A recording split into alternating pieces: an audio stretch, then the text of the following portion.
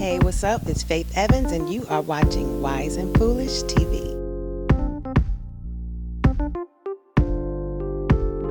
All right, you guys, as you can see, we are here with Miss Faith Evans. How are you? I'm good. How are you? Good, thank you. I'm doing better now. So we're here at your shop. I didn't know you had a hair shop. Well, actually, my friend Richard Glass is the proprietor of Glass Hair. I'm actually in business with him with a hair product called called Air Gel, which we sell here at the shop and online at glasshair.com. So I spend a lot of time down here. Okay. Do you actually know how to do hair? No, but I did a mean Chinese bob when I was in high school. Bobs are back in. I might have to come have you hook me up. No, it was bonded. Your hair would probably break out. So first of all, I'm going to congratulate you because I heard that you just lost 40 pounds by going to the Santa Monica stairs. Yes. And how did you, how often do you work out? Well, I try and work out Monday to Friday. Sometimes, I might miss a day or two, but I tend to make it up on the weekend if I don't. I try and do it every, at least 5 days a week. Yeah. I get up at 5 a.m. because I got to get my day started before the kids go to school. That's true. That's really early. What encouraged you to work out? Well, I actually got into fitness about 9-10 years ago when I moved to Atlanta. And I don't know, it was just a time when I kind of decided to just do something different as far as me, but then that would kind of affect my career as well. Just kind of some overall putting into my artist development, I should say. But it was really a personal development thing because, I had lost weight when I got my record deal because I had just had my daughter probably less than a year before that, when my first record deal, in 94. But I didn't do it the right way. I went to this doctor, they gave me this pill, and I did things kind of backwards. Okay. And I got the tummy tuck, and then I got a breast lift. But then I still had more kids, right? Right. And then in probably 2002, I moved. I met a trainer in Georgia, and I didn't really have much to do down there, and I just started working out. I got actually really, really fit, even smaller and cut up, than I am now.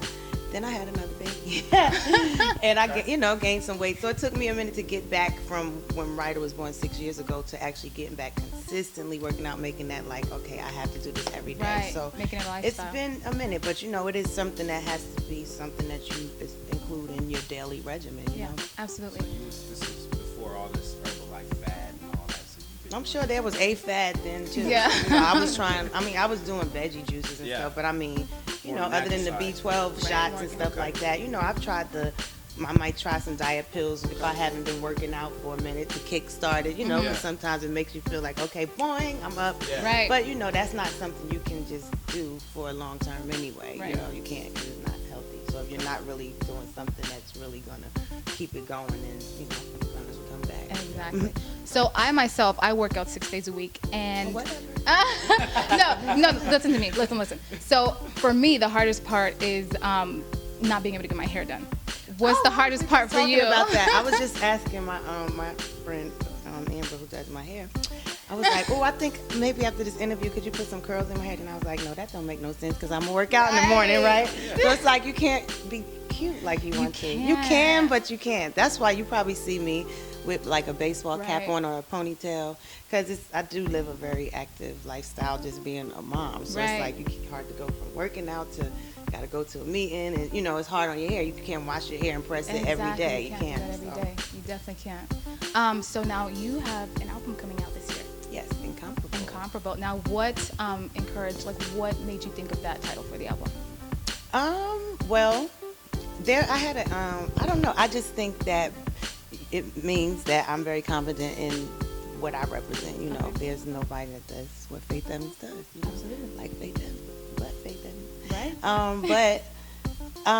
One of my fans, I think, used that phrase one time, you're the incomparable Faith Evans, darling. And I just really liked how it sounded. And I was like, yeah, I think I'm going to use that. That's not, you've been in the game for 20 years.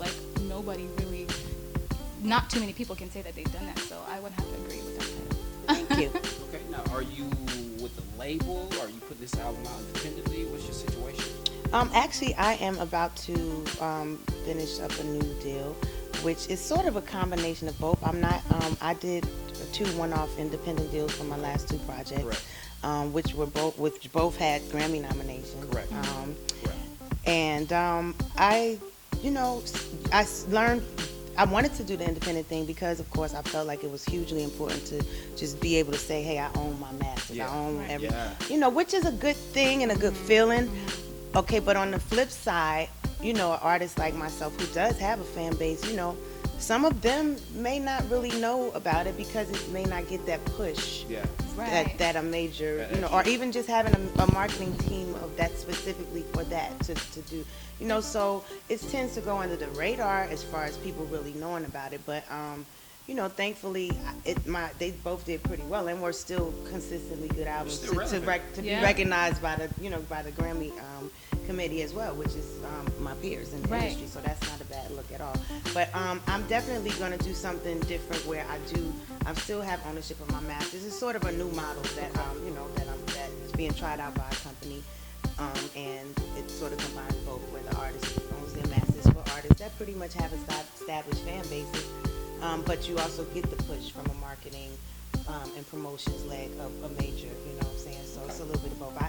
It will be under my own imprint, Prolific Music Group, with the marketing and distribution from a major. So it's just giving you that extra backing, that extra push. Because the thing is, which is probably, it's a whole nother conversation, but like, if you look at it, like, say if you see these commercials that may use old songs, that's probably not the original record they're playing, the master, which is called the original master. Correct. When songs like owning the master means, okay, this original recording. So if I re-recorded one of my songs, that's not the original master. But Bad Boy or whatever label owns that master. But the person, when they play these old records and getting this money off commercials, it's not so much the person that owns the master that's getting paid, because unless they own a share of the publishing. But it's the person who wrote the song and who shares the publishing. So it's it's like kind of a catch-22 That's thing. a complicated business. You I'm like understand? It's not like wait. the master owner is getting paid when this record is being played, unless it's that same recording, which is most likely not the case. So it's like, it's important to own it. Right. But if you're writing and if you're an artist who has some interest in the actual publishing of the record, then you're going to still make money. Of course. You're a writer. Yeah, that's true. And a producer and a arranger. So how much of your new album did you write? Well, I wouldn't know the ratio. But I was very highly involved in all the writing. I work with a lot of different people. With a group of people that I'm comfortable with in the studio. My friends that I've learned that, or people that I meet that are writers and might be looking to get on a project, but typically they end up being, my friends and in my little creative circle. And sometimes I'll take records that are already written if I think it's a hit record. I'm not crazy. Right. Yeah. You know what I mean? So, you know how to make your money. And maybe we could work something out where I could get a little bit of that publishing. You know what I'm saying? Right. But I probably maybe wrote close to half of it. Okay. But maybe not. But I've written on most of the songs. I produced all of them. I arranged all of them, because even if I'm sitting with all three of y'all and we all have ideas, or if I'm stuck and you came up with some lines or you came up with a part of it, it's me who's kind of putting it together. I'm like, nah, I don't like that, but I like that right here. I think this will work right over here. I'm very, very much a great arranger. Not that I'm not a good writer, but sometimes, I'm not tripping. Like, I just don't have an idea. So Right. do you have one? R&B Divas is coming out this year as well for the 3rd season. Yes. And you executive produced that. Yes, and co-created. Nice, but you won't be appearing in the 3rd season. No, ma'am. So why did you choose not to? Well, I first of all, I never wanted to be a cast member so much. My friend Nikki Gilbert, who was the real original creator of R&B Divas, came to me with this idea when I was actually in the process of doing another docu-reality type show. And at that time, she came to me with this idea, which I thought was great to shine light not only on our genre of music, but these ladies who have, who are still out here grinding and who their fans probably haven't heard much about them or from them unless they're really keeping up with their independent releases. And I was like, that's really dope. Then I ain't got to be on it. I could just be behind it, help you sell your show. Then we start taking meetings, and, it was more like, okay, but you got to be in it because we got to sell the show. Right. This is, and so I relented, and I'm like, okay, if that's going to help, but I'm not doing this. I won't, that you're not coming to my house and that type of thing. Well, no, that's just, right. Yeah. I'll open your space. And so I did the show. We had a very successful first season and started a franchise, which was always our goal. But the original goal of us being positive and showing that we can come together, which the first season very much reflected. Yeah, It didn't continue on once it was as successful. I think the people we went into business with on the production side kind of started feeling like it was their thing. And that's cool, but I just felt like, listen, this isn't what I signed up for. And once our creative input wasn't being acknowledged or respected, I knew it was just time for me to go, because I'm not really about to be showing up for something I don't know what's going on. That's not what that's not what I brought into this. That's not why y'all wanted me to be a part of it. Let's not forget. Hello. In the first place. But anyway, that's what that is. But I wish them, many more successful seasons. Right. And, spin-offs and all that. You'll still have your hands in there somewhere. So you will have your hands in there. Well, my hands are not in there creatively, but I get the credit and I get my check. That's all that matters. Get that check. That's right. Exactly. Had that name on there. So initially, basically, you just wanted to showcase something that you guys can come together and have positive vibes and stuff like that, and express your life and other people's lives In a and positive way. positive way. Oh, there's natural drama that happens all the time, and you don't have to set up things to create negative scripted. You don't have to situations. force it, Well, yeah. sometimes even being scripted, that doesn't mean I'm scripting something is going to end up in her being mad at you and her wanting to, you know what I'm saying? You may be able to say, hey, so here, this is what we want to accomplish from this scene. And it doesn't have to be, but I done already told her over here that you said that, and in the interview I had her saying how she feel about this, and now y'all all gonna find out together, and let's see how the chips may fall. Like, I'm not about to walk into that. Get out of here. Right. I'm not, that's why you ain't see me.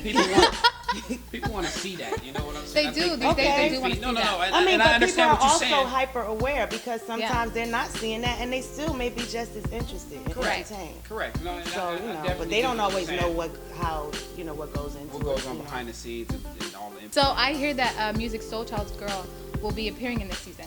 I heard that too. Oh, you did? Oh, you didn't? Oh, so is there anything that you can tell us about this season? Like some juicy I stuff? heard that she was on it. Is Kiki Wyatt still coming Who back? is it?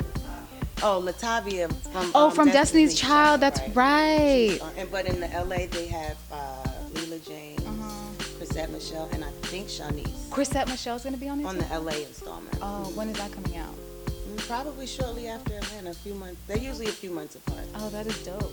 Oh, okay. Okay, so as an executive producer, you were responsible for picking the cast and stuff like that, correct? Well, the initial cast, Nikki already had together. Actually, Mila was in her original cast, and then I guess she ended up not being a part of it until, when they rearranged the cast. Right, okay. After that, we didn't really have anything to do with who they added to.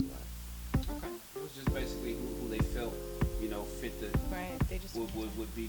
I can't tell you what the reasons are. To be honest, I mean, who knows? It might be that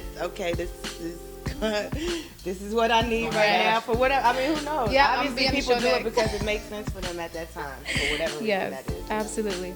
So you do have so much going on this year, but I also want to take a moment to reflect on what got you here. And you started out with P. Diddy when he was Puff Daddy in the Bad Boy days. You were the first person on his label. No, the first woman. I'm sorry, the solo first. artist. There you go. The first female solo artist on his label. Are you guys still? You have a relationship still? Yeah. Hi, Diddy. Hey. What is your favorite Faith Evans song? Ooh. I don't know if I have one. No, one of them is a song called "Tears Away" that was on this soundtrack back in the day. This movie called Half Plane. That's one of them. And then this song that I wrote and produced for LSG called "All the Times." I like that a lot. My favorite is "Never Gonna Let You Go." I love that song. I love that song so much. What's your favorite, Tyrone? You Gets No Love. You know Ah, why? because I know it's not too ghetto. You just had so much swag. You know what I'm saying? We shot it on Crenshaw, ladies and gentlemen. I can say we, but it was shot on Crenshaw. You know what I'm saying? Low rider capsule, and it was you really did put on. It was. I know it's not too ghetto. All right. Be able to see some of that faith in this. Right, album. right. You know, that's still very much in me. I always actually bust out with like something real ratchet, Right. or ghetto, or rhyme. We or like beatbox ratchet. when I'm We in like the studio ratchet. writing and stuff. But So you you know, can freestyle. I mean, I could, I can sometimes. All right, go ahead. No. But you know what song always gets the party popping though? I never knew there was a love like this before. Hey, hey. That song is still very hot. Yeah, Very, very yeah. hot. Anybody that knows you or knows hip hop Right. knew that you were involved with one of the, hands down, one of the best artists that would ever do it. Biggie, rest in peace. Rest in peace.